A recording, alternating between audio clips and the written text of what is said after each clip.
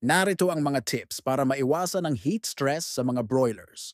Sa init ngayon, kailangan talaga na gumawa ng mga proactive steps para di maapektuhan ang ating mga alaga. Pag mainit ang panahon at mataas pa sa 32 degrees centigrade ang temperatura, lalo pa kung umaabot na sa 40 degrees centigrade ang heat index, nagiging severely stressed ang mga 3-week-old broilers. At yan ang isang dahilan ng bumabagal nilang paglaki at pagtaas ng kanilang mortality dahil sa tinatawag na heat stroke, lalong-lalo na mula sa edad na 18 days pataas. Ito ang mga pwede niyong gawin para maiwasan ang heat stress at mortality.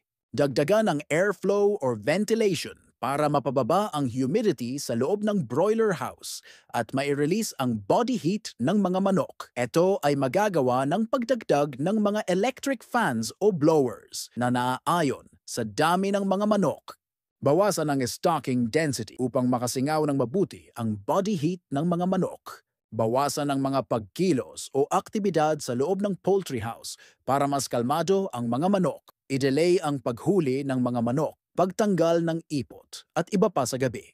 I-adjust ang oras ng pagpapakain sa late afternoon, sa gabi o madaling araw, o 6 na oras bago ang inaasahang mainit na oras sa araw. Magbigay muli ng pagkain sa hapon kung lumalamig na ang temperatura.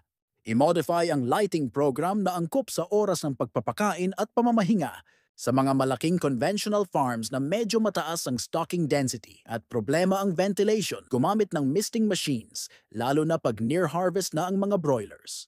Ang downside ng misting ay mabaho ang singaw ng natutuyong balahibo ng manok at nababasa ang ipot. Upang hindi magreklamo ang mga kapitbahay dahil sa amoy, samahan ng Probiotics Activated Stock Solution, ang misting water solution.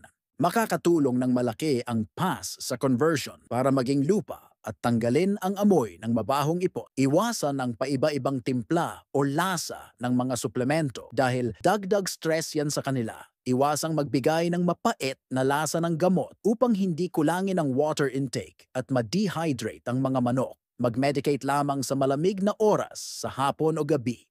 Magbigay ng unlimited supply ng malamig at sariwang inuming tubig upang well-hydrated ang mga broilers. Ingatan lamang na magtampisaw sa drinkers ang mga sisiw kung maliliit pa dahil sa init. Mabasa ang kanilang balahibo at umapaw ang tubig papunta sa kanilang ipo upang di bumaho at langawin. Gawing masarap at kaaya-aya ang lasa ng kanilang inuming tubig upang madami silang mainom at maging mas matibay sila laban sa heat stress. Makakatulong ng malaki kung ito ay may lamang amino acids, probiotics, at prebiotics na makukuha sa Progastro Gold o Progastro Plus.